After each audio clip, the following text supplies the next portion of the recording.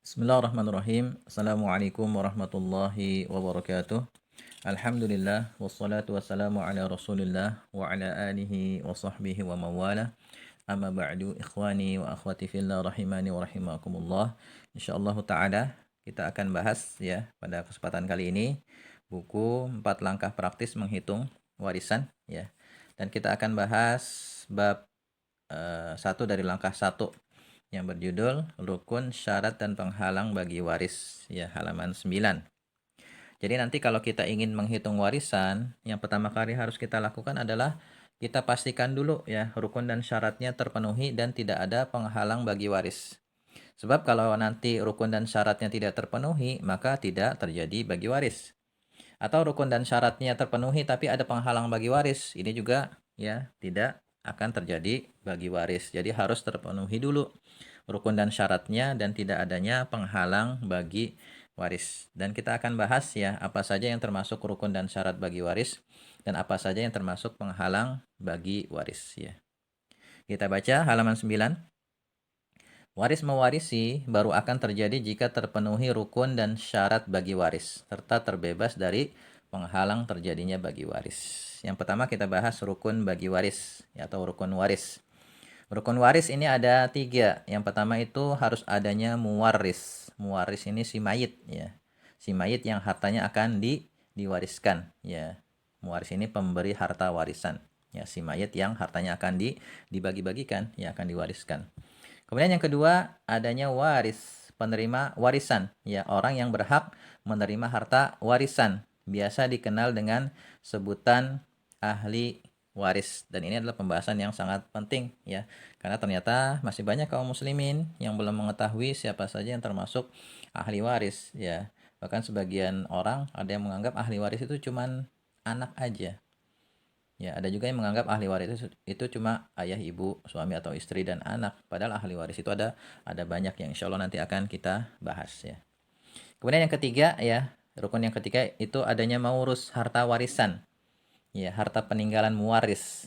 Tapi dengan syarat ya setelah semua hal yang berkaitan dengan hartanya diselesaikan seperti biaya pengurusan jenazah, kemudian pelunasan hutangnya kalau ada, kemudian pelaksanaan wasiatnya kalau ada. Ya, kalau misalnya selama hidupnya si muwaris ini pernah misalnya berwasiat ya, misalnya kalau saya meninggal dunia tolong berikan sekian juta untuk pondok pesantren di kampung saya misalnya, maka ya sebelum harta peninggalannya itu dibagikan ya wasiatnya ini harus dilaksanakan dulu.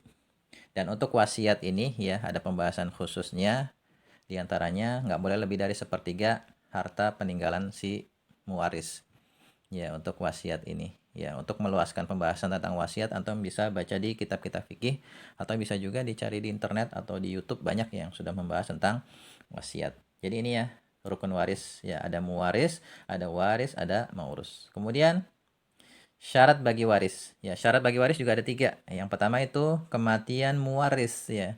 Jadi muwaris haruslah orang yang sudah meninggal dunia atau dihukumi sudah meninggal ya, misalnya orang yang mati tenggelam dan jasadnya tidak ditemukan, atau orang yang hilang sangat lama ya tanpa ada berita. Jadi syarat syarat bagi waris itu yang pertama ya kematian muwaris. Jadi muwaris itu haruslah orang yang sudah meninggal dunia, baik yang jelas-jelas meninggal bisa kita saksikan atau yang dihukumi meninggal seperti pada kasus yang disebutkan di sini. Kemudian yang kedua ya syarat bagi waris, hidupnya ahli waris saat wafatnya muwaris. Jadi ahli waris haruslah orang yang masih hidup ya saat muwaris meninggal dunia atau dihukumi hidup. Ya misalnya janin yang masih berada dalam kandungan. Ya jadi janin yang berada dalam kandungan ini termasuk ahli waris dan nanti ada perhitungannya, cara perhitungannya tersendiri ya. Kemudian ya syarat yang ketiga, ya, diketahui adanya hubungan sebab warisan seperti hubungan nasab atau pernikahan, ya. Waris mewarisi itu bisa terjadi karena adanya hubungan nasab, ya. Hubungan ayah, ibu, ya. Anak, cucu, itu namanya nasab, ya. Kemudian hubungan pernikahan, ya, suami istri bisa saling mewarisi ya karena adanya hubungan pernikahan. Ya, ini 3 syarat bagi waris.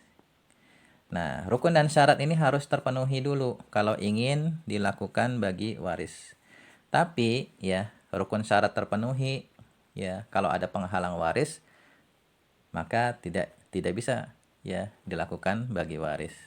Makanya kita harus tahu dulu ya, penghalang bagi waris juga kita harus pelajari ya. Ada 3 ya penghalang bagi waris. Yang pertama perbudakan ya. Seorang yang berstatus budak tidak berhak untuk mewarisi sebab semua harta budak milik tuannya. Nah, ini karena zaman sekarang nggak ada budak ya, kita lewatkan saja. Kemudian yang kedua pembunuhan. Ya, orang yang membunuh muwaris tidak berhak mendapatkan harta warisan dari muwaris yang dibunuhnya. Misalnya, ya, contohnya gini, misalnya ada seorang seorang yang sudah tua gitu, hartanya banyak. Nah, dia punya anak. Nah, anaknya ini anak yang durhaka. Ya, semoga kita ya dilindungi dari anak yang durhaka, ya, dihindarkan dari anak yang durhaka, dan semoga anak keturunan kita adalah anak dan keturunan yang soleh dan soleha. Ya, ini sebagai contoh ya, misalnya ada orang yang sudah tua, hartanya banyak, sakit-sakitan dia, dan dia punya anak, tapi anaknya durhaka. Nah, si anak nih sangat pengen mendapatkan harta orang tuanya. Nah, karena ditunggu-tunggu nggak mati-mati, maka akhirnya dia berinisiatif untuk membunuhnya. Ya, baik secara langsung maupun tidak langsung. Maka sebab pembunuhan ini, si anak ini dihukumi malah nggak dapat warisan. Jadi, ini maksud dari pembunuhan ini menghalangi adanya bagi waris. Ya, jadi kalau ada ahli waris yang membunuh muwaris, maka justru ahli waris ini tidak akan mendapatkan harta warisan. Kemudian yang ketiga ya penghalang bagi waris adalah perbedaan agama. Ya, orang muslim tidak mewarisi orang kafir dan orang kafir tidak mewarisi orang muslim. Jadi kalau ada misalnya muwaris kafir, ahli waris muslim, maka tidak saling mewarisi. Begitupun dengan sebaliknya. Nah, ini ya pembahasan ringkas tentang syarat, rukun syarat dan penghalang bagi waris. Kalau ya rukun syarat bagi waris terpenuhi dan tidak adanya penghalang bagi waris, maka langkah selanjutnya adalah kita menentukan siapa saja yang termasuk ahli waris. Insya Allah nanti akan kita bahas pada pertemuan berikutnya ya. Dan untuk meluaskan pembahasan ini, antum bisa cari di internet ya, banyak di situ disebutkan dalil-dalilnya, atau baca di kitab-kitab fikih ya, di sana juga banyak ya disebutkan dalil-dalilnya.